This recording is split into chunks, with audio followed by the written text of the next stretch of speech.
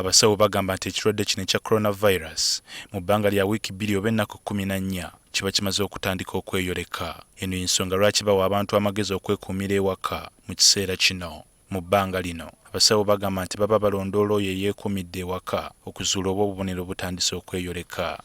Abatalina obulwadde naye nga bava mawanga ago tubawa kye tuyita self isolation ewaka gye babeera ne tubawa instructions obuta mixinga n'abantu abalala.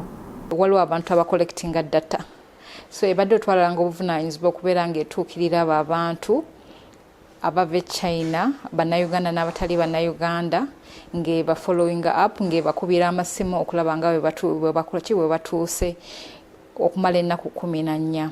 Naye kyegenda okugattamu kwe kubeera ng'etuukirira buli nju omuntu wagambye nti nze mbeera wano oba mbeera mweno hotel, ebeere ng'etuukayo ng'erabira ddala physically nti omuntu ali bulungi ebyaddala. Ng'oggyeko China, Uganda kati yeekengera abatambuze abava mu nsi endala. So far, the Ministry of Health has flagged off a number of countries, including China, Japan, Republic of South Korea, Islamic Republic of Iran, Thailand, Italy, Germany, France, and Singapore.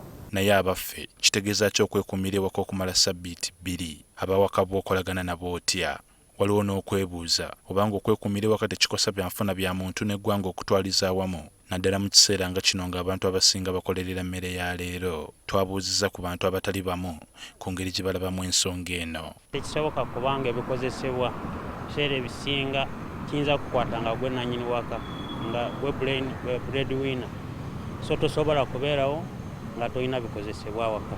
Tulina okulya, so kati omuntu agenda sigala waka ng'abaana bakutunuulidde, abaana balina okusoma, kozi ne bwe banaagana abantu okufuluma ng'ate abava eri awali ekirwadde bakyajja, tewajja kubaawo kikola. Omuntu wa wansi ne middle income earners tosobola basibira mu nnyumba wiiki 2 nnambirira lwa kirwadde ekyo, ate nga bw'omanyi Abafirika kati tunnakifunako na bukakafu oba muntu omu kukifunako tesiti yonna nti tulabyeko n'omusuubira okusigala mu nju ye nga talina na kyakulya wadde. Kinajjukirwa nti obulwadde bwa coronavirus butambula okuva ku muntu omu okudda ku mulala, naddala nga beeriraanyiganye.